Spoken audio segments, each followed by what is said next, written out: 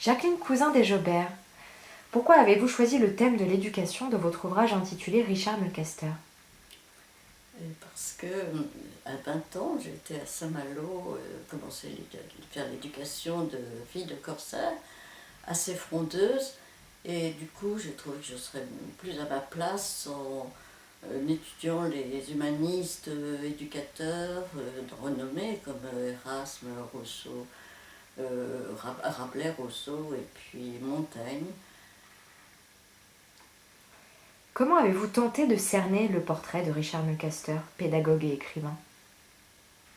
Parce que, ayant su qu'à Londres, il avait enseigné comme directeur d'école de deux écoles, l'école des marchands tailleurs et l'école Saint-Paul. Il avait évidemment une expérience pédagogique extraordinaire puisqu'il a enseigné pendant une quarantaine d'années et qu'il est d'ailleurs jusqu'à sa mort, et il est mort presque 80 ans, alors vous imaginez. Euh, mais c'était un homme dont la cervelle était en ébullition, et il passait son temps à chercher des idées pour améliorer l'enseignement.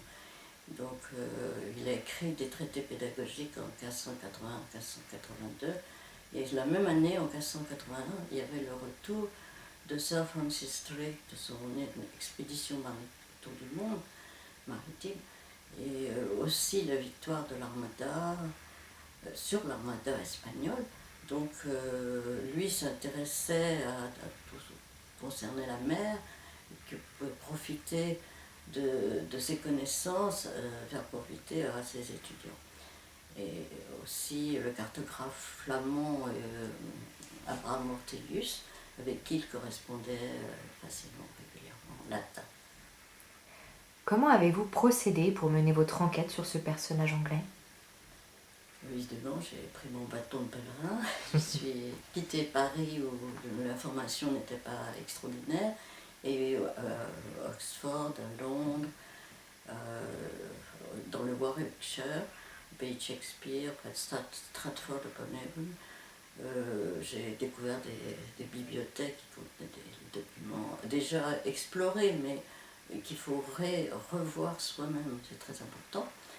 Et puis la British Library, bien sûr, comme beaucoup de bibliothèques, et surtout essayer de trouver quelque chose de nouveau. Avez-vous connu des moments euphoriques dans ce parcours astreignant?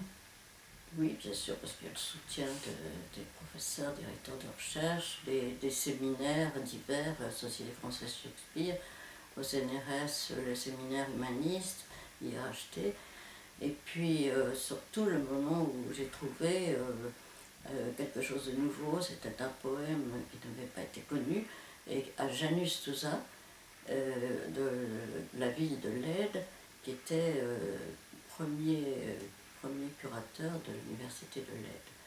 Il écrivait en latin et montrait une grande amitié.